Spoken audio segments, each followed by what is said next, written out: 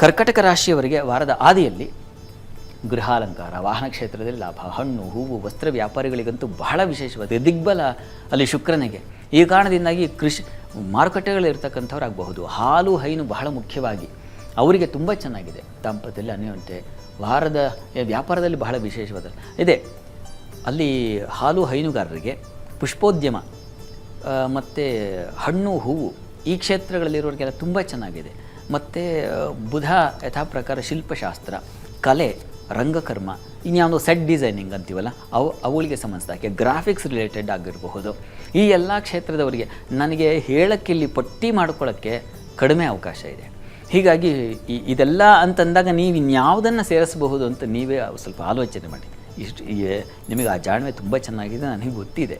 ಅವುಗಳಿಗೆಲ್ಲ ಸೇರಿಸ್ತಾ ಹೋದರೆ ಚೆನ್ನಾಗಿದೆ, ಅಲ್ಲೆಲ್ಲ ಚೆನ್ನಾಗಿದೆ. ಕೃಷಿಕರಿಗೆ ತುಂಬ ಚೆನ್ನಾಗಿದೆ, ಹೈನುಗಾರರಿಗೆ ತುಂಬ ಚೆನ್ನಾಗಿದೆ. ಗೋವು ಅದನ್ನು ಮಾತೆ ದೇವರು ಅಂತ ಅಂದುಕೊಂಡು ಯಾರು ಅದನ್ನು ಮಾಡ್ತಾಯಿದ್ರೋ ಆ ಕ್ಷೇತ್ರದವರಿಗೆಲ್ಲ ತುಂಬ ಚೆನ್ನಾಗಿದೆ. ಡೈರಿ ಪ್ರಾಡಕ್ಟ್ ಅಂತೀವಲ್ಲ, ಹಾಲು ಮೊಸರು ತುಪ್ಪ ಬೆಣ್ಣೆ ಈ ಕ್ಷೇತ್ರದಲ್ಲಿರೋರಿಗೆ ತುಂಬ ವಿಶೇಷವಾದ ಫಲ ಕಾಣಲಿಕ್ಕೆ ಅವಕಾಶ ಇದೆ. ಚಂದ್ರನೂ ಚೆನ್ನಾಗಿದ್ದಾನೆ, ಈ ಕಾರಣದಿಂದಾಗಿ ಚೆನ್ನಾಗಿದೆ. ದಾಂಪತ್ಯದಲ್ಲಿ ಅನ್ಯೋನ್ಯತೆ, ಸಾಮರಸ್ಯ, ಗುರುವಿನ ದೃಷ್ಟಿ ಬಿದ್ದುಬಿಡುತ್ತೆ, ಅದು ಗಜಕೇಸರಿ ಯೋಗವೂ ಆಗುತ್ತಲ್ವ. ಈ ಕಾರಣದಿಂದಾಗಿ ಅಲ್ಲಿ ರಾಜಮಾನ್ಯತೆ ಬಂದು ಒದಗುತ್ತೆ, ವಿದ್ವಾಂಸರಿಂದ ಪ್ರಶಂಸೆ ಬರುತ್ತೆ ಅಂತೆಲ್ಲ ಇದೆಯಲ್ಲ. ಈ ಕಾರಣದಿಂದಾಗಿ ತುಂಬ ಚೆನ್ನಾಗಿದೆ. ನಿಮಗೂ ಒಳ್ಳೆ ಈ ವಾರ ಬಂಗಾರದ ಫಲ ಸಿಕ್ಬಿಡುತ್ತೆ.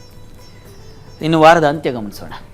ವಾರಾಂತ್ಯದಲ್ಲಿ ಕರ್ಕಟಕ ರಾಶಿಯವರಿಗೆ ಸ್ತ್ರೀಯರಿಗೆ ಸ್ವಲ್ಪ ಸಂಕಷ್ಟ, ಸ್ವಲ್ಪ ವಸ್ತು ನಷ್ಟತೆ, ವೃತ್ತಿಯಲ್ಲಿ ಅನುಕೂಲ, ಸ್ವಲ್ಪ ಚಂಚಲ ಬುದ್ಧಿ. ನೋಡಿ, ಸ್ವಲ್ಪ ಫಲಗಳು ವ್ಯತ್ಯಾಸ ಆಗುತ್ತೆ. ಬುಧವಾರದವರೆಗೂ ತುಂಬ ಗ್ರಾಫ್ ಹೀಗಿದೆ, ಗುರುವಾರದಿಂದ ಮತ್ತೆ ಹೀಗೆ ಸ್ವಲ್ಪ ಸ್ವಲ್ಪ ಆಗುವ ಸಾಧ್ಯತೆ. ಕಾರಣ ಶುಕ್ರನ ಸಂಚಾರ, ಅವನು ಪಂಚಮಕ್ಕೆ ಹೋಗ್ತಾನೆ ಕುಜನ ಜೊತೆಗೆ. ಹೀಗಾಗಿ ಬುದ್ಧಿ ವ್ಯತ್ಯಾಸ ಆಗಿಬಿಡುತ್ತೆ, ಸ್ವಲ್ಪ ಕೋಪ ಬಂದ್ಬಿಡೋ ಸಾಧ್ಯತೆ. ಎಂಥ ಶಾಂತವಾದ ಹೆಣ್ಣು ಮಗಳಲ್ಲೂ ಒಂಥರ ಮುಖ ಏನೋ ಟರ್ನ್ ಆಗ್ತಾ ಇದೆ ಅನ್ನೋ ಒಂದು ಲಕ್ಷಣ ಕಾಣುತ್ತೆ. ಆ ರೀತಿಯಲ್ಲಿ ಸ್ವಲ್ಪ ಹುಷಾರು, ಸಮಾಧಾನ ಬೇಕಾಗುತ್ತೆ. ಚಂದ್ರನು ಅಷ್ಟೇ ರಾಹು ಜೊತೆಗೆ ಸಂಚರಿಸುವಾಗ ದೇಹದ ನಿಮ್ಮ ರಾಶಿಯ ಅಧಿಪತಿ, ಹೀಗಾಗಿ ಆರೋಗ್ಯ ವ್ಯತ್ಯಾಸ ಆಗುತ್ತೆ. ಸ್ವಲ್ಪ ಮಟ್ಟಿಗೆ ಕುಸಿತೀರಾ, ಸುಸ್ತಾಗ್ತೀರಾ, ಮತ್ತು ಇನ್ಯಾವುದೋ ಒಂದು ದುಃಖ ವ್ಯಸನ ಅಂಥದ್ರಲ್ಲಿ ಒಂದು ಮನಸ್ಸಿಗೆ ನೋವಾಗುವ ಸಾಧ್ಯತೆ ಇದನ್ನು ಸೂಚಿಸ್ತಾ ಇದೆ. ಸ್ವಲ್ಪ ಹುಷಾರು. ಪರಿಹಾರ ನೋಡೋಣ. ಪರಿಹಾರಕ್ಕೆ ನೋಡಿ, ಸುಂದರಕಾಂಡ ಪಾರಾಯಣ ಮಾಡಿ.